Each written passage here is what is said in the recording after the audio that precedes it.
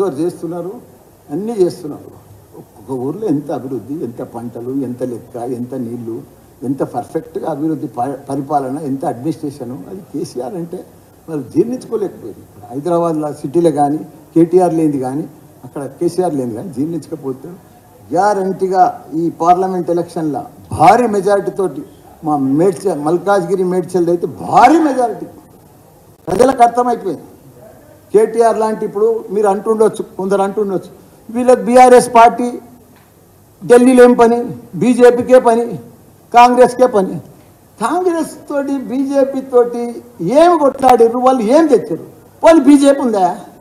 వాళ్ళు బియ్యం పంచుతున్నారు తప్ప, అచ్చంతలో పంచుతున్నారు తప్ప ఏదన్నా ఇచ్చిరా తెలంగాణ రాష్ట్రానికి?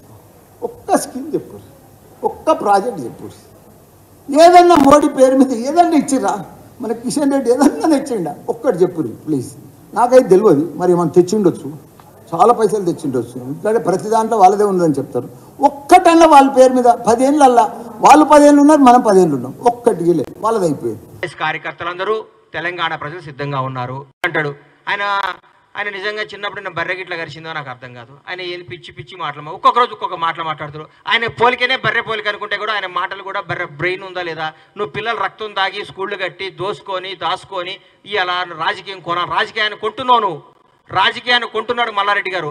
మాట్లాడితే ముఖ్యమంత్రి గారిని ఎట్లా పడితే అట్లా కామెంట్ చేస్తున్నావు. నీ స్థాయి తగ్గట్టు మాట్లాడు మల్లారెడ్డి గారు. డబ్బు ఉంటే సరిపోదు, డబ్బు ఒక్కటే కాదు నీకు కావాల్సింది, డబ్బు ఉందనే కదా నీకు అహంకారం. పిల్లలు రక్తం తల్లిదండ్రులు కష్టపడి చదివించి వాళ్ళు కష్టపడి నీ పిల్లలకు ఫీజు కడితే ఆ రక్తం దాగి నువ్వు కోట్లు సంపాదించి విర్రవిగి మాట్లాడకు. ముఖ్యమంత్రి గారు అంటే గౌరవి, ఆ పదానికి గౌరవి. రేవంత్ రెడ్డి గారిని ఏకవచనం సంబోధిస్తున్నావు.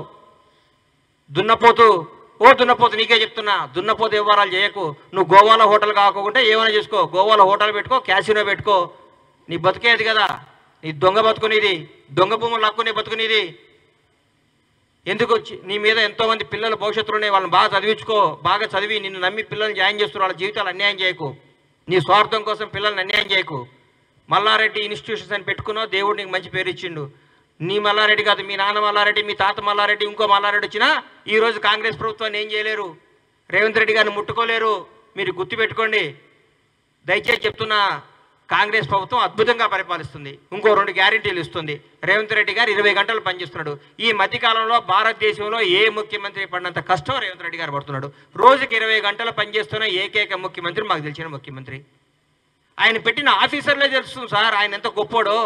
ఆయన ఇవాళ నిర్మించిన ఆఫీసర్లు, మత్సలేని ఆఫీసర్లను పెట్టి తెలంగాణ రాష్ట్రాన్ని నడిపిస్తున్నాడు ఆయన. ఆయనకు ఇంటెన్షన్ ఉంటే, ఇంకో స్వార్థం ఉంటే ఐఏఎస్లు కాని వాళ్ళని, ఐపీఎస్లు కాని వాళ్ళని మీరు పెట్టినారు కదా, అమయ్ కుమారుల్ని, అట్లాంటి చరిత్రల్ని, అట్లాంటి వాళ్ళని పెట్టి రాష్ట్రం నడిపించుంటాడు. కాదు, ఆయన నిజాయితీకి మారుపేరు. నేను స్టేట్మెంట్ ఇచ్చిండు, పోలీస్ పనిలో ఏ రాజకీయ ప్రమేయం కానీ ప్రలోభాలు కానీ ఉండవని చెప్పిండు. గజగజలు ఆడిస్తున్నాడు రాష్ట్రాన్ని. ప్రజలందరూ కూడా రేవంత్ రెడ్డి గారిని చూసి ముక్కు మీద ఏలేసుకుంటున్నారు.